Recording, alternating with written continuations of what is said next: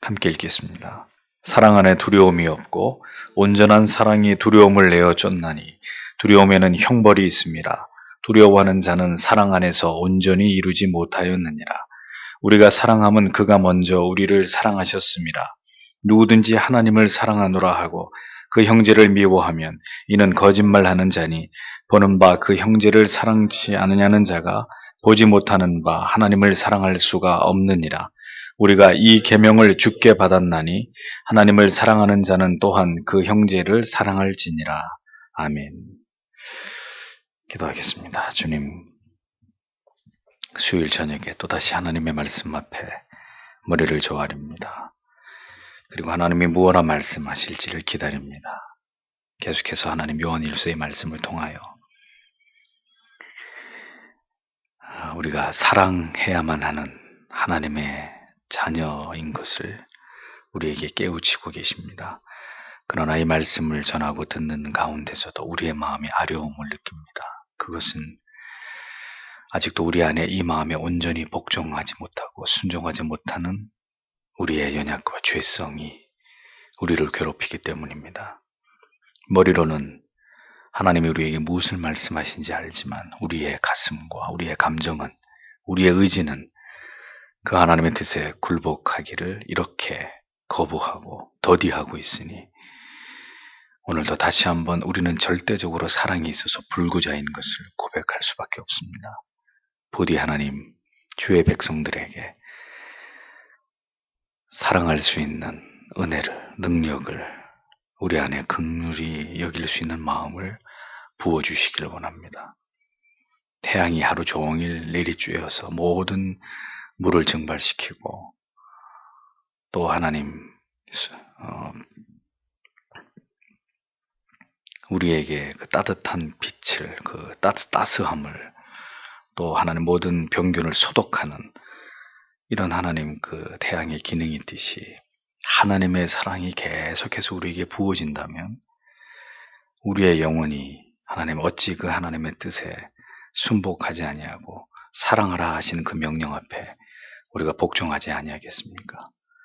주의 사랑하는 백성들에게 계속해서 하나님의 사랑을 부어주시고 그 사랑에 감격하고 감동하게 하셔서 그 사랑으로 우리가 사랑해야 될 사람들 혹은 결코 사랑할 수 없는 사람들까지도 사랑할 수 있는 하나님의 사람들, 그렇게 해서 이 세상과 구별된 사람들로 살아가는 하나님께 영광을 돌리는 저희들이 되게 하여 주시옵소서. 우리는 할 수 없으되 오늘도 하나님이 우리에게 은혜 주시고 우리의 마음을 주관하신다면 우리는 기꺼이 하나님의 뜻에 굴복하여 사랑할 수 있는 그런 그릇들이 될 수 있음을 믿습니다. 모든 주의 백성들에게 이 말씀을 통하여 하나님이 주시는 은혜가 깊이 스며들도록 역사하여 주시옵소서. 예수님 이름으로 기도드립니다. 아멘. 그 형제를 미워하면, 이런 제목으로 요한일서 강의를 이어가겠습니다. 우리가 하나님의 준엄하신 심판의 자리에 담대하게 나아갈 수 있는 것은 우리가 이 세상에서 살아가는 동안 예수 그리스도께서 그러하셨던 것처럼 힘써 하나님 안에 거하고 그 증거와 결과로 우리가 힘써 형제를, 지체를 사랑하면서 살았기 때문이다. 이렇게 성경이 설명을 합니다. 즉 하나님의 사람이라는 증거는 우리가 이 세상에서 살아가면서 사랑할 수 없는 수십 가지의 이유보다는 하나님께로부터 우리가 받은 그 끝없으신 사랑과 긍휼과 자비하심에 의해서 이웃을, 심지어 그가 원수로 할지라도 사랑하지 않을 수 없는 수백, 수천, 수만 가지의 이유 때문에 사랑할 수 없는 사람을 사랑하면서 살아가는 것이다 라는 겁니다. 그것이 우리가 하나님의 사람이라는 증거입니다. 사랑은 우리가 하나님의 사랑을 입은 사람인지의 유무를 드러내는 시금석입니다. 자신 안에 있는 누군가를 거절하고 거부하고 배척하고 반목하려는 마음을 하나님께서 주시는 은혜와 깨달음과 책망을 통해서 송두리째 드러내고 진정으로 나에게 베풀어 주신 그 하나님의 사랑을 실행하기 위해서 부단히 노력하는 그 사람이라야 그 사람이 신자다, 하나님의 자녀다 라고 말할 수 있다는 것입니다. 지금도 얼마나 많은 사람들이 아예 그렇게 하려고 하는 모든 마음들을 팽개쳐버리고 그런 가운데서도 하나님을 사랑한다고, 하나님을 신앙한다고 말하는 어불성설을 행하고 있는지 모릅니다. 죄인들에게 이 사랑의 계명은 절대로 쉬운 일이 아닙니다. 그러하기에 우리는 날마다 고갈돼 버리는 이 사랑의 감정을 하나님의 사랑으로, 지금 방금 부른 찬양처럼 하나님의 사랑으로 채워 넣어야 되는 거죠. 말씀을 통해서 우리에게 주시는 은혜와 깨달음과 감격을 통해서 또다시 우리의 영혼에 하나님의 사랑과 은혜를, 이 사랑의 대의를 이루어갈 수 있도록 그것을 계속해서 채워 넣는 사람들이 되어야 합니다. 중대한 사실은 하나님은 계속해서 채워주기를 원하시는 분이에요.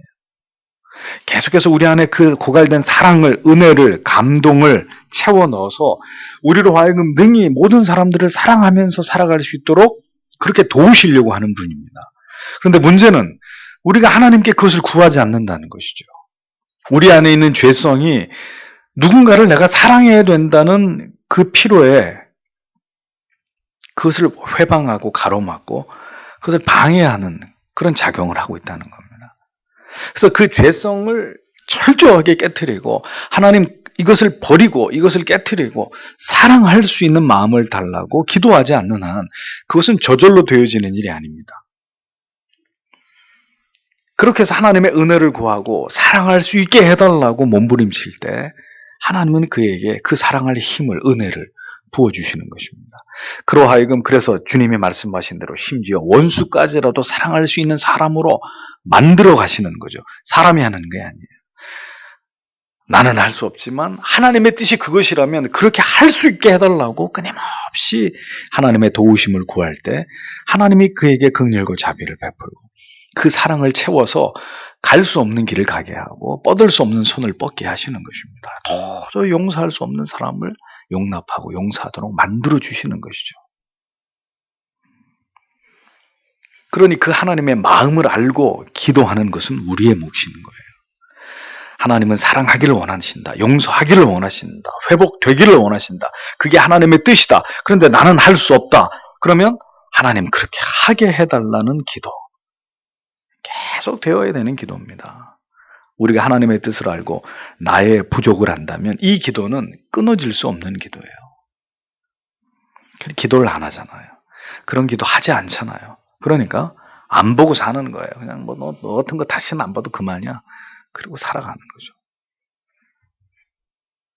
사랑에 대한 계명은 성도가 평생에 짊어지고 가야 할 과제입니다. 이 명령을 준행하는 자라야 그가 하나님의 사람이라고 성경은 거듭 말씀하죠. 사랑의 계명은 우리가 누군가를 얼마나 사랑할 수 있는가의 문제가 아닙니다. 우리가 얼마나 하나님을 사랑하고 하나님께로부터 풍성한 사랑과 은혜를 날마다 누리고 있느냐의 문제입니다.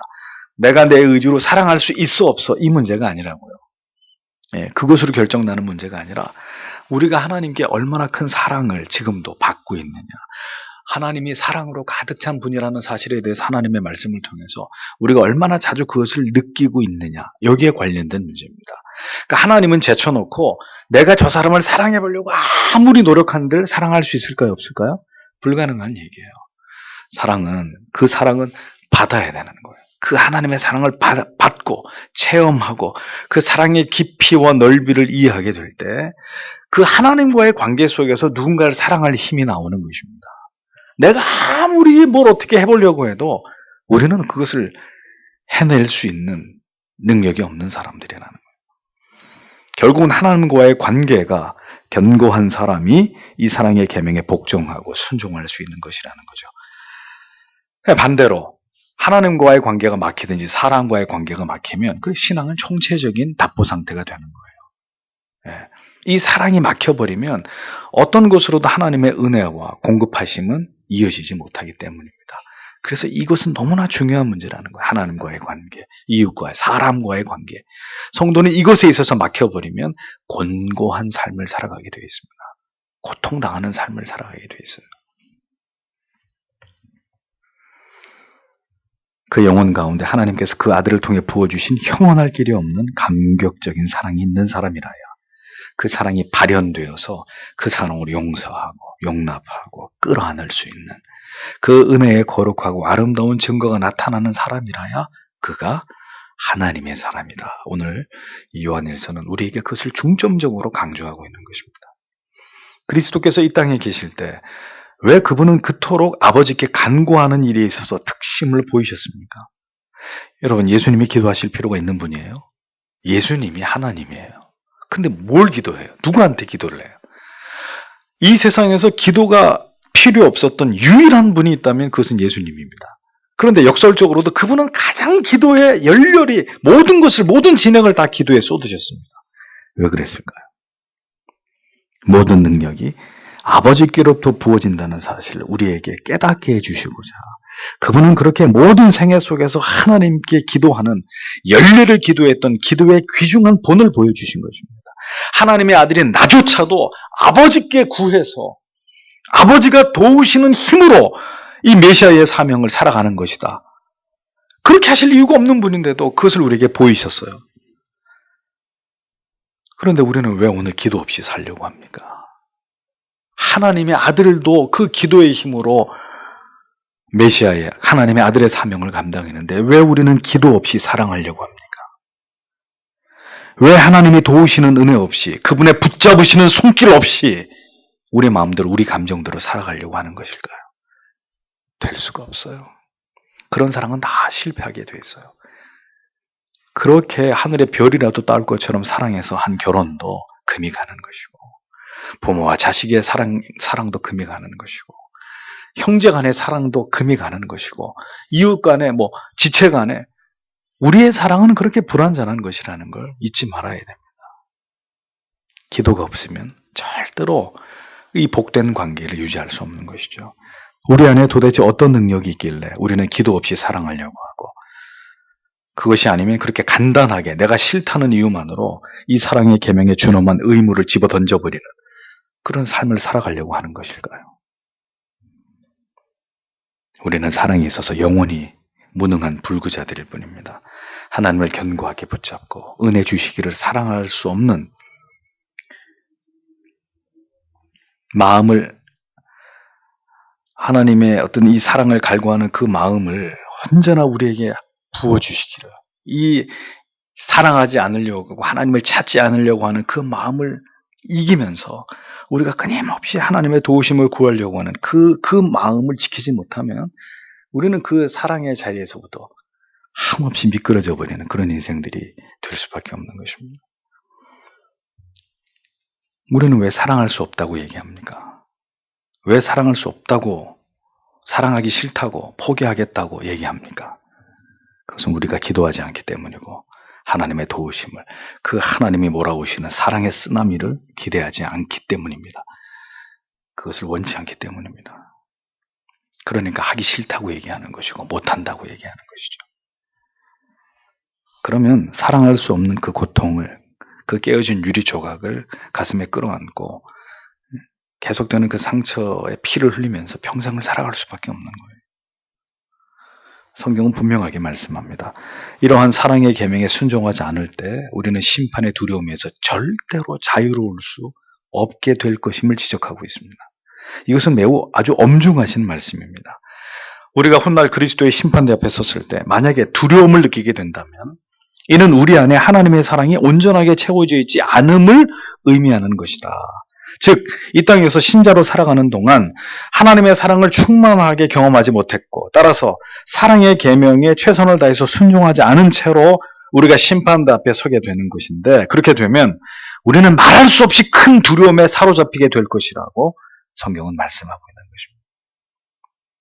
우리가 사랑하지 않았던 사람, 우리가 배척하고 반목하고 그리스도 안에서 힘써 하나 되려고 하지 않았던 사실에 대해서 통렬한 깨달음을 갖게 되고 큰 두려움에 사로잡히게 될 것이라고 오늘 성경의 18절이 그것을 분명히 얘기합니다. 사랑에는 두려움이 없습니다. 그러나 온전한 사랑은 두려움을 쫓아냅니다. 왜냐하면 두려움은 형벌과 연관이 되어 있기 때문입니다. 그리고 두려워하는 사람은 사랑 안에서 온전히 이루지 못한 사람입니다. 이렇게 되어 있습니다. 그러니까 이 말씀에 의하면 심판대 앞에서 두려워할 자들이 있을 거라는 거예요. 어떤 사람들이냐? 그들은 이 땅에서 하나님께서 명하신 대로 온전한 사랑, 이 땅에서 살아가는 그 긴 인생의 연수 속에서 하나님의 명하신 온전한 사랑을 이루어가지 않은 자들이다라는 거죠. 심판의 자리에서 우리를 두렵게 하는 것은, 두렵게 하는 죄는 다른 것이 아닙니다. 성도 여러분, 잊어버리지 마세요. 우리가 이 세상을 살아가는 동안에 서로 사랑하지 않은 죄를 그대로 가지고 가게 되면 심판대 앞에서 우리는 두려움을 느끼게 되어 있습니다. 두려움은 형벌과 관련이 되어 있다 그랬죠. 우리가 사랑해야 될 사람들을 사랑하지 않은 일에 대해서 반드시 하나님 앞에서 두려움을 갖게 될 것임을 성경이 분명히 말씀하고 있고, 그 두려움은 왜 생긴 것이냐? 죄로 말미암은 것이고, 그 죄는 뭐와 연결되어 있느냐? 형벌과 연결되어 있다. 그래서 사랑의 대의를, 이 계명을 지키지 않은 자, 하나님 앞에 섰을 때 내가 그렇게밖에 살지 못했다는 사실 앞에서 하나님의 형벌이 있을 것이라는 사실에 대해서 사시나무 떨듯이 그 앞에서 두려워하게 될 것이다. 성경이 분명하게 얘기하고 있는 거예요.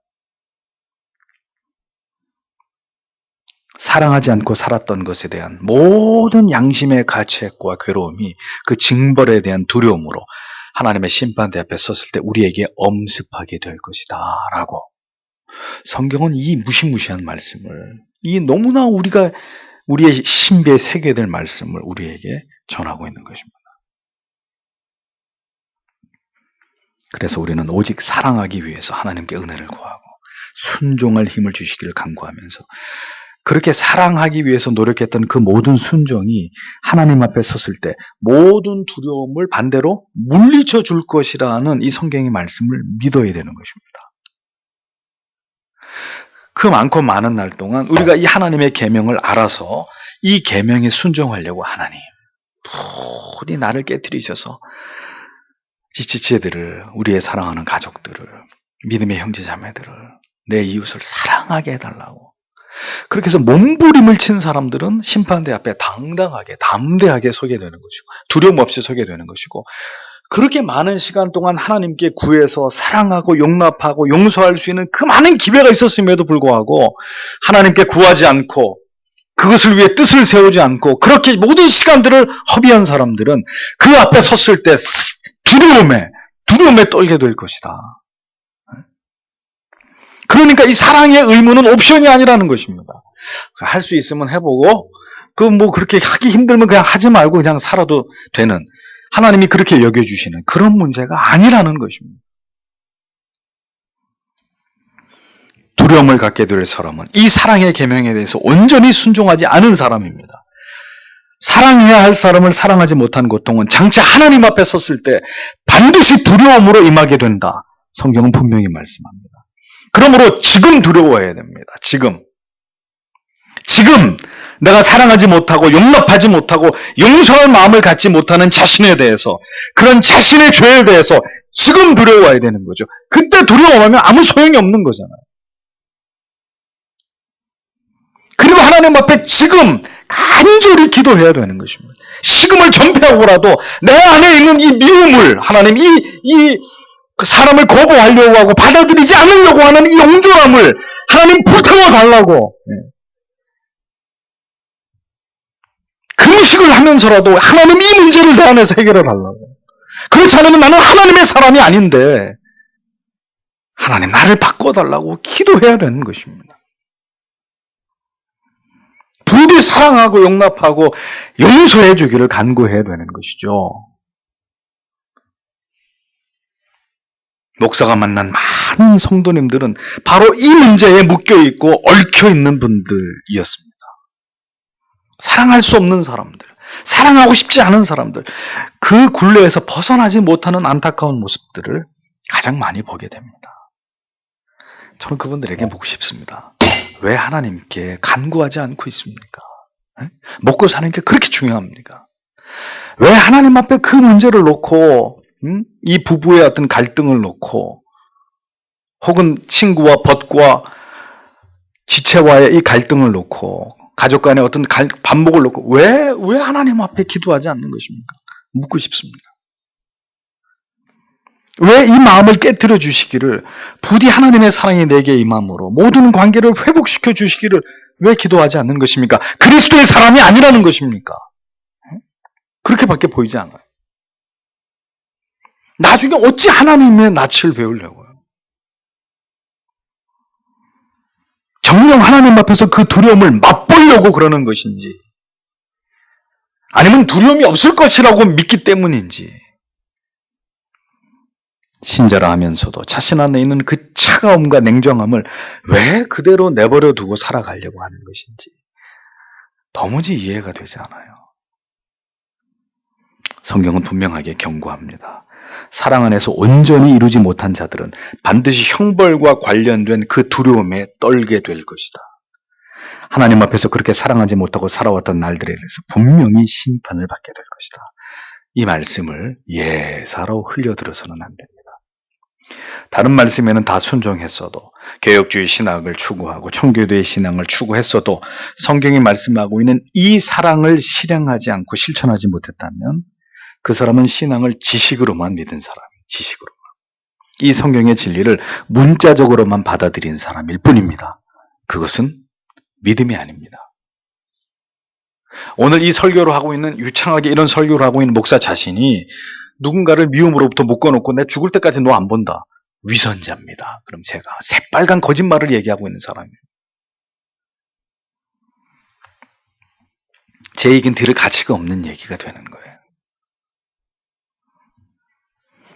인생은 보잘것없습니다. 머리끝부터 발끝까지 자기 애로 가득 차 있습니다. 자기 사랑. 그런 존재들로 하여금 하나님께서는 택하시고 은혜를 주셔서 하나님을 사랑하고 이웃을 사랑하는 존재들로 만들어 가기를 원하십니다. 오늘도. 그것이 하나님의 계획이고 뜻입니다. 그 뜻을 안다면 우리는 어떻게 해야 될까요? 그 뜻과 반대로 살아가는 것을 이렇게 고집해야 될까요? 그렇다면 그 사람은, 다시 얘기합니다, 하나님의 사람이 아니에요. 그 뜻에 순복하고 복종함으로 우리가 하나님의 자녀인 것을, 그리스도의 사람인 것을 세상에 드러내야 합니다. 저도 화가 나면 막 어떤 사람에 대해서 어떤 비판을 하고 할 때가 있죠. 그는 제가 입으로 그렇게 하는 말이고, 돌아서서 마음으로는 그를 사랑하고 언제라도 다시 만날 때 그를 끌어안을 수 있도록, 내가 먼저 덥석 손을 잡을 수 있도록 하나님 나를 그렇게 만들어 달라고 기도하는 것이죠. 하나님께서는 그런 차원에서 원수까지도 사랑하라고 하신 것입니다. 원수조차도 사랑하는 모습을 보여줄 때 세상은 우리 안에 계시는 하나님에 대해서 깨닫게 될 것이기 때문이라는 거죠. 원수를 사랑하는 것만이 목적이 아닙니다. 그것을 가능하게 하시는 하나님을 우리를 통해서 세상에 드러내는 것, 그것이 궁극의 목적입니다. 내가 원수를 사랑했어, 사랑하고야 말았어, 야 내가 원수를 사랑했네, 그런 거 아니에요. 원수를 그렇게 사랑하게 하신 그 하나님, 그것을 가능케 하신 그 하나님이 나를 통해 드러나야 되는 거죠. 원수까지도 사랑하는 나를 통해서. 그것이 목적이라는 겁니다. 며칠 전에 그런 뉴스가 나왔습니다. 미국에서 한 학생이 항암 치료를 받느라고 그 학생이 머리가 다 빠졌어요. 그 안타까운 소식을 들은 전 학년과 학생, 선생님들 머리를 다 밀어버렸습니다. 자, 이런 기사가 왜 보도되겠어요? 파급 효과입니다. 이런 일들이 알려짐으로 인해서 다른 곳에서 이러한 경우가 생겨날 때 반복 효과가 일어나게 하는 거죠.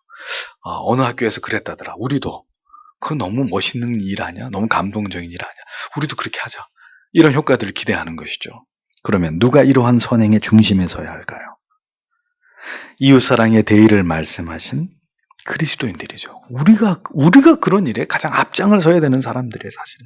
모든 첨예한 갈등 관계를 녹여내고 화해를 이루고 연합을 이루는 일, 그게 누구에서부터 시작돼야 될까요? 세상에서부터 시작돼서 교회 안으로 들어와야 될까요? 천만에. 여기서부터 시작해서 저 밖으로 나가야 되는 거죠.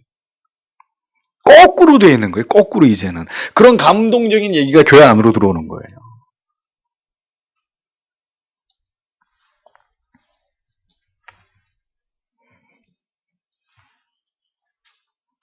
만일 신자가 그런데 그렇게 해야 되는 것을 알고도 하지 않으려고 할 때, 그렇게 하나님의 뜻에 순종하지 않으려고 한다면, 어찌 그 행위가 하나님 앞에서 죄가 아니라고 할 수 있고, 마지막 날에 큰 두려움을 갖게 될 이유가 아니라고 말할 수 있겠는가 하는 겁니다. 사랑만이 두려움을 내어 쫓는다고 했습니다. 힘써 사랑하기 위해서 노력한 그 모든 신앙의 모습만이 하나님 앞에 섰을 때 무엇도 꺼릴 것 없는 담대함으로 하나님 앞에 서게 될 이유가 될 것이라고 말씀하고 있습니다. 그러므로 성도 여러분, 사랑하기를 포기하느니 신앙을 포기하는 것이 낫습니다. 신앙을 가지고 있으면서도 사랑하기를 포기한다는 것은 그가 가진 것은 참된 신앙이 아니라는 것을 매우 명백하게 보여주는 증거인 거예요. 가증한 것입니다. 사랑은 우리에게서 시작되거나 완성될 수 없습니다. 이유는 우리 안에서는 절대로 사랑이 만들어질 수 없기 때문이죠. 성경을 보십시오. 19절에 우리가 사랑하는 것은 그가 먼저 우리를 사랑하셨기 때문입니다. 이렇게 되어 있습니다. 이것은 앞에 9절에서 11절의 내용이 반복되고 있는 거죠. 하나님의 사랑의 독생자를 통해서 우리에게 나타난 바 되었습니다. 그러므로 성도의 사랑은 독생자를 통해서 우리가 경험한 그 사랑에 근거하는 것이고, 그 사랑을 경험한 사람들만이 죄와 허물뿐인 연약한 인생이라 할지라도 서로를 사랑하고 용납할 수 있는 것이라는 논리가 됩니다. 우리를 먼저 사랑하신 그 하나님의 사랑이, 그 하나님의 선수적인 사랑이 하는 것입니다. 그 사랑이 우리 안에 있어야 사랑할 수 있게 되는 것입니다. 사랑할 수 있게 하시는 것입니다. 그 사랑이. 그러므로 지금 여러분 앞에 있는 사랑할 수 없는 사람은 이제 당신 안에 사랑할 수 있는 하나님의 은혜가 있는지 없는지에 대한 중요한 시험의 무대가 되는 것이죠. 예? 그것을 테스트할 수 있는 분명한 어떤 대상이 되는 것입니다. 당신이 진정한 그리스도의 사람인지를 확인해 볼 수 있는 아주 중요한 기회가 되는, 근거가 되는 거예요. 그러므로 오늘도 우리는 우리를 먼저 사랑해 주신 그 사랑을 의지하고 그 사랑을 경험하는 것이 우리에게 급선무라는 겁니다. 먼저 우리를 사랑하신 그 사랑이 있어야, 그 내게 먼저 부어진 그 사랑이 있어야 그 사랑을 가지고 누군가를 사랑할 수 있는 것이라는 거죠. 그런데 이런 것들을 얘기하지 않고 교회가 도덕적인 설교하는 거예요. 사랑해야 됩니다. 선행을 베풀어야 됩니다. 용서해 주셔야 됩니다. 아니, 뭘 가지고 용서하라는 거예요? 죄인들한테. 뭘 가지고 사랑하라는 거예요? 그 아무리 그런 얘기 해보세요. 소규의 경일기지. 먼저 우리에게 찾아봐 주시고 우리에게 먼저 손을 내밀어 주신 그 사랑을 우리가 더 깊이 경험함으로 우리 또한 손을 잡아주고 손을 내밀고 그를 용서하고 사랑하고 긍휼히 여겨줄 수 있는 참된 그리스도인들이 되어야 하는 것이죠. 그러니 여러분들께서 일용할 양식을 구하듯 하나님 앞에 구해야 될 게 있다면 뭐겠어요? 하나님의 사랑을 이 죄인에게 부어주십시오. 그 하나님의 위대하신 사랑을 진리 안에서 눈뜨게 해주시고 그 사랑에 감격할 수 있도록, 그래서 내 안에 이 죄성이, 이 냉랭함이, 이 차가움이 다 녹아지도록 하나님 그렇게 내 안에 역사해 주십시오. 우리에게 중요한 기도 제목입니다. 그리스도는 세리와 창녀의 손을 잡아주셨습니다. 그리고 그것을 사랑이라고 우리에게 가르치셨습니다. 그리고 그런 사랑을 경험한 자들이었기에 수가성의 여인은 물동이를 버려두고 늘상 사람들을 피하게만 했던 그 여인이 예수의 사랑을 경험하지 어떻게 됐습니까? 물동이를 던져두고 당당하게 마을로 가서 그리스도를 만났다고 복음을 마을 사람들에게 전하는 사람들이 됐죠. 뭐가 그렇게 만들었습니까? 그리스도의 선수적인 사랑이. 여러분이 진정으로 그리스도를 만나셨다면, 나에게 찾아오시는 그 사랑을 경험했다면 부디 말씀드리건대 찾아가십시오. 가서 손을 잡아주십시오. 내가 용서한다고, 이제 마음을 편하게 하라고, 이제 우리는 함께 할 수 있다고 말해 주십시오. 사랑한다고 전해 주십시오. 그전에는 하나님 그렇게 할 수 있는 은혜를 내게 달라고, 사랑을 달라고 간절히 기도하셔야 되겠죠. 많은 사람들이 하나님께 받은 사랑 없이 교회를 다니고 종교 생활을 합니다. 그 결과가 뭐죠? 좋을 때는 괜찮은데 나쁠 때는 쨍그랑하고 그 관계가 깨어져 버립니다. 미움과 반목으로 대립합니다. 결별해버립니다. 쪼개져 버리는 거예요. 이러한 형식적인 신앙생활로 인한 사랑하지 않음에 대해서 성경은 이제 이렇게 경고합니다. 20절에 만일 누군가가 나는 하나님을 사랑한다라고 말하면서 자기 형제를 미워하면 그는 거짓말쟁이입니다. 눈에 보이는 자기 형제를 사랑하지 않는 사람이 보이지 않는 하나님을 사랑할 수 없습니다. 이렇게 성경이 기록합니다. 하나님을 사랑한다고, 참된 진리를 사랑한다고, 올바른 믿음을 갖기를 원한다고 말하면서 자기 형제를 지금 미워하고 있다면 그 사람은 성경은 liar, 거짓말쟁이라 했죠. 단언합니다. 거짓말쟁이다. 미워하면 이라는 말은 미완료형으로 한 번 딱 미워하고 마는 것이 아니에요. 한 번 딱 삐졌다가 그 다음날 에이 그냥 풀어. 그건 괜찮은 거죠. 미완료형이라는 것은 뭐예요? 지속적으로 계속해서 미움을 그 마음에 버리지 않고 딱 그 미움을 붙들고 이를 갈고 있는 거죠. 너 절대로 내가 용서한 그 상태를 말하는 것입니다. 이것은 명백한 불신자의 모습이다라는 거죠. 인간이 연약함으로 죄성을 가지고 있어서 자신 안에 미움을 버리는데 시간이 걸릴 수 있어요. 그건 누구나가 인정할 수 있는 문제고 인정해줘야 되는 문제예요. 하나님께 기도하고 은혜를 구하고 그 미움의 문제를 다스릴 시간이 필요할 수는 있습니다. 그러나 결론은 뭐여야 되죠? 결론은 미움을 버리는 것이어야 합니다. 사랑하는 것으로 귀결돼야 됩니다. 그런데 만약에 계속 누군가를 미워하면서 그 미움의 마음을 가진 채로 하나님을 예배한다. 하나님께 기도한다. 하나님께 뭘 이루어 달라고 하나님께 구한다. 어불성설이죠. 하나님께 다른 기도를 드리고 마치 자신이 누군가를 전혀 미워하고 있지 않은 사람인 것처럼 그 사실을 잊은 채로 그렇게 하나님을 신앙할 수 없습니다. 뭐 이 교회밖에 없어 다른 교회 가서 하면 되지. 거기는 하나님이 안 계시나요? 거기는 우리의 그 시꺼먼 속을 노려보고 계시는 하나님이 안 계신답니까? 왜냐하면 보세요. 왜냐하면 그가 보아왔던 이 부분을 다시 정확히 번역하면 왜냐하면 그가 보아왔던 그의 형제를 사랑하지 않는 자는 그가 보지 못했던 하나님을 사랑할 수 없기 때문이다. 정확하게 번역을 하면 그 다음 하반절이 이런 구절이 됩니다. 자, 근데 여기서 잘 보셔야 될 게 사랑해야 될 대상은 남이 아니라는 거예요. 보세요. 그가 보아왔던 그의 형제를 사랑하지 않는 자는 이렇게 돼 있잖아요. 성경은 언제나 이웃 사랑을 이야기합니다. 네이버후드, 이웃, 가까운 이웃. 그리고 성경은 믿음의 지체들에 대한 사랑을 얘기합니다. 그것을 1차적으로 강조합니다. 저기 모르는 사람, 남을 사랑하라. 물론 원수까지를 사랑하라는 말씀으로 더 구역을 넓히고 있지만 성경은 첫 번째 1차적인 사랑은 형제예요. 형제, 가족, 형제, 믿음의 지체들입니다. 즉 모르는 사람이라 할지라도 다 사랑해라. 그렇게 얘기하고 있지 않습니다. 보아왔던 형제입니다. 늘상 보아왔던 자매입니다. 늘상 같이 살을 맞대고 살았던 부부고 가족이고 남이 아닌 지체입니다. 그런데 그렇게 알아왔고 보아왔던 사람을 사랑하지 않게 된 이유가 생겼다는 거죠. 그게 뭐예요? 뭔가 갈등이 일어났다는 겁니다. 분쟁이 일어났다는 거죠. 그래서 미움이 촉발하게 된 거고 그로 인해서 보아왔던 그를 더 이상 보지 않게 된 것입니다. 보지 않으려고 하게 된 것입니다. 자, 죄인은 그럴 수 있어요.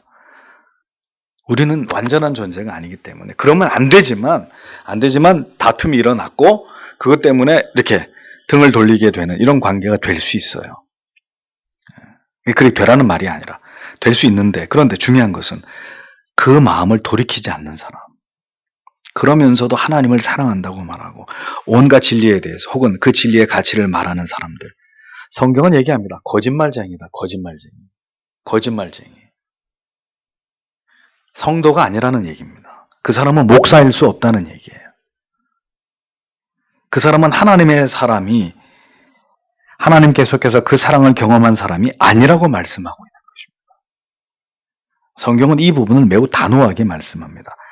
보아왔던 형제도 가족도 남편도 아내도 어떤 문제로 인해서 더 이상 사랑하지 않고자 하면서 어떤 문제 때문에 미워하고 있으면서 그런 이기적인 자기애와 자존심 때문에 보지 않으려고 하면서 우리가 지금까지 볼 수 없었던 하나님을 사랑한다고 말하는 것은 하나님께 절대로 용납될 수 없는 일이라고 성경은 말씀합니다. 성경이 이 부분을 이렇게 강조하면서 집요하게 다루고 있는 것에 대해서 우리는 매우 무겁게 이것을 받아들여야 합니다. 형제를, 매우 그렇게 가까운 사람을 계속 미워하고 있으면서 하나님을 신앙하는 것, 가증한 것입니다. 하나님이 인정하시는 하나님의 자녀가 아니라는 거죠. 그 사람의 영이, 더 심하게 말하면 그 사람의 영이 그리스도에게 속하지 않았기 때문입니다. 그의 영이 그리스도에게 속했다면 성령이 그를 괴롭힙니다. 절대로 그 상황에서 그냥 편안하게 살아가도록 하나님의 영이 우리 안에서 내버려 두지 않습니다. 근데 그게 가능하다면 그 사람은 그리스도의 영이 그 안에 없는 사람이죠. 하나님의 사랑이 없으면 인간을, 결코 누군가를 사랑할 수 없다는 것을 잊지 마십시오. 누가복음 6장 32절 이하에 보면 이런 말씀이 기록되어 있죠. 너희가 만일 너희를 사랑하는 자를 사랑하면 칭찬받을 것이 무엇이뇨? 죄인들도 사랑하는 자를 사랑하느니라. 너희가 만일 선대하는 자를 선대하면 칭찬받을 것이 무엇이뇨? 죄인들도 이렇게 하느니라. 너희가 받기를 바라고 사람에게 빌리면 칭찬받을 것이 무엇이뇨? 죄인들도 의수히 받고자 하여 죄인에게 빌리느니라. 그냥 주란 얘기잖아요. 오직 너희는 원수를 사랑하고 선대하며 아무것도 바라지 말고 빌려주라. 그리하면 너희 상이 클 것이요. 또 지극히 높으신 이의 아들이 되리니 그는 은혜를 모르는 자와 악한 자에게도 인자로우시느니라.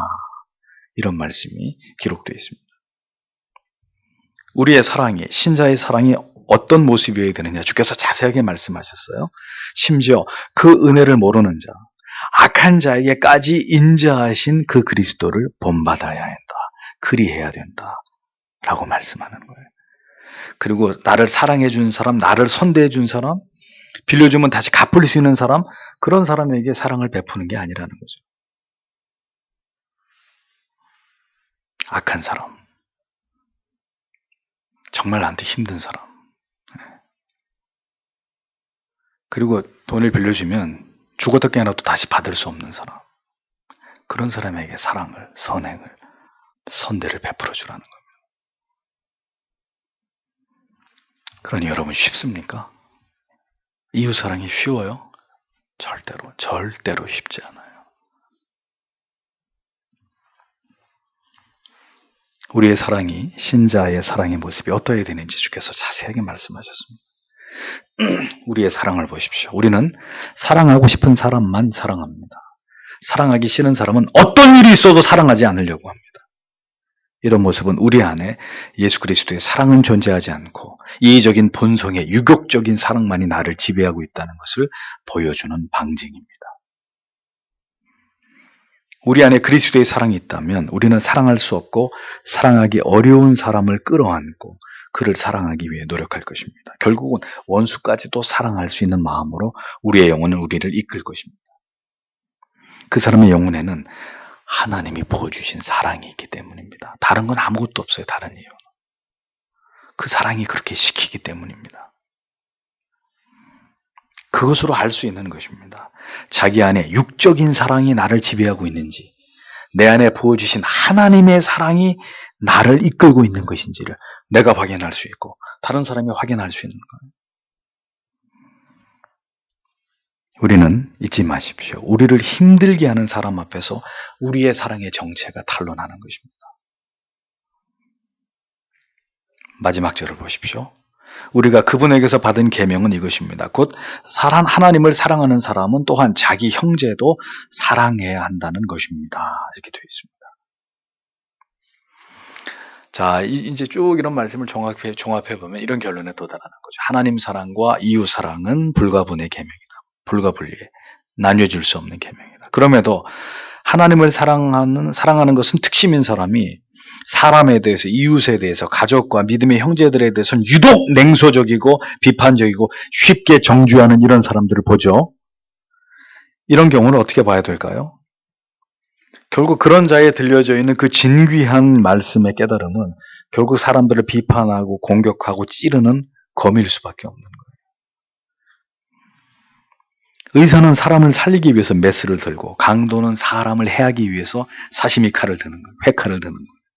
똑같은 칼인데 물론 사이즈는 훨씬 이게 크지만 사람을 살리기 위한 신학과 교리와 성경의 귀한 깨달음이냐, 아니면 사람들을 죽이는, 비난하고 정죄하고 비아냥거리기 위한 도구로서의 신학과 교리냐. 어떤 사람이 어떤 목적으로 진리를 사용하는지를 보십시오. 아무리 존경하고 올바른 진리에 도라 할지라도 그것이 사람을 죽이는 데 사용된다면 그것을 사용하는 사람은 그리스도의 사람이 아니라는 증거입니다. 올바른 진리의 깨달음으로 사람을 살리는 사람, 영혼을 바른 길로 이끄는 사람이라야 그 사람이 진정한 그리스도의 사람입니다. 목사는 오늘도 이 설교를 준비하면서 모든 깨어짐으로 인해서 마음의 슬픔이 가득합니다. 성도의 깨어짐, 부부의 깨어짐, 교회의 깨어짐, 심지어 목회자들 사이의 깨어짐까지 그리스도의 마음을 아프시게 하는 이러한 모든 냄새나는 인간들의 이 깨어짐으로 인해서 정말 마음이 아픕니다. 이웃을 사랑하라는 계명은, 이 계명을 누구께 받았다고요? 주께 받았으니 하나님께 받은 계명, 명령입니다. 내 기분, 내 감정에 따라서 지켜도 그만, 안 지켜도 그만인 그것이 아닙니다. 가족 안에, 교회 안에 내가 사랑할 수 없는 사람이 있으면 가족 버리고 그 교회 버리고 그 떠나는 게 하나님의 뜻이에요. 다 버려버리고 다 포기해버리고 그냥. 내가 하고 싶은 대로 하는 게 그게 하나님의 사람이고 하나님의 뜻입니까? 그걸 하나님이 기뻐하실 거라고 지금 생각하는 겁니까? 하나님의 명령을 어기고 어디로 간단 말입니까? 니느웨로 가라는 명령을 그들에 대한 미움과 증오와 혐오 때문에 요나는 어떻게 했습니까? 안 갑니다. 그놈의 인생들.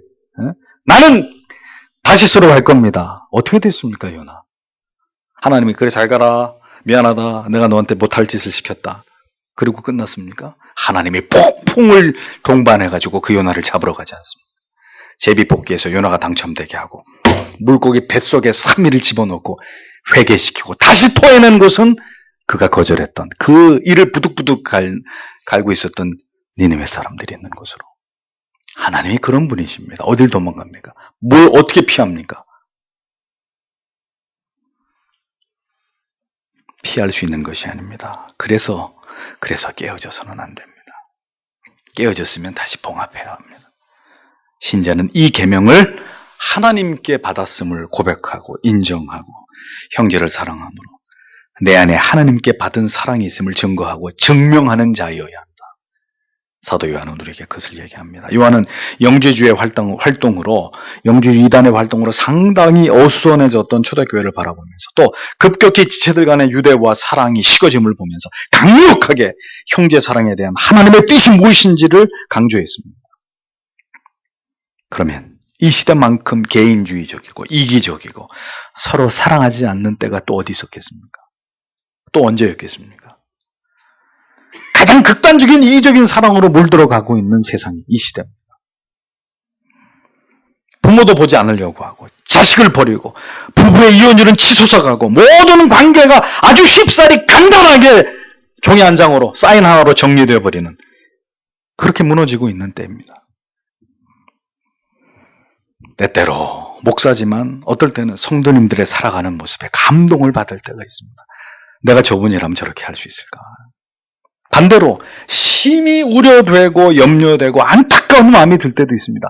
저분이 어떻게 하나님을 배우려고 저렇게 살고 있나? 이제 교회 안에서 누가 그리스도인인지 누가 그리스도인이 아닌지가 드러나고 있는 시대입니다. 이 계명을 지키는 자는 하나님의 사랑이 그 영혼 가운데 틀림없이 있는 사람이고, 오늘 이 계명을 극렬히 거부하는 사람은 그는 하나님의 사랑과 그 영이 그 안에 머물지 않고 있는 그리스도의 사람이 아니라는 이야기죠. 아주 명백한 논리입니다. 진리는 이렇게 흑백을 딱 갈라주는 거예요. 회색지대가 없는 거예요. 이 말씀을 지키려고 순종하고 결국은 그렇게 사랑하는 사람이 된다는 것은 하나님의 영이 그를 붙들어서 그렇게 가게 한다는 것이고, 죽었다 깨어나도 그게 안 되는 사람, 요래 피하고 저래 피하고 나는 못해, 안 해, 싫어. 그러는 사람은 그 안에 그리스도의 영이 없는 사람. 분명하잖아요. 제 얘기가 아니라 하나님의 말씀이 그렇게 말하고 있잖아요. 부정할 수 없는 진리입니다. 성도 여러분, 오늘도 이 말씀을 깊이 여러분의 영혼 안에 새겨 넣으십시오. 우리는 누구인가? 이 말씀을 듣고 있는 오늘 우리는 누구인가? 깊이 이 말씀을 생각해 보시는 여러분들이 되시기를 바랍니다. 기도하겠습니다.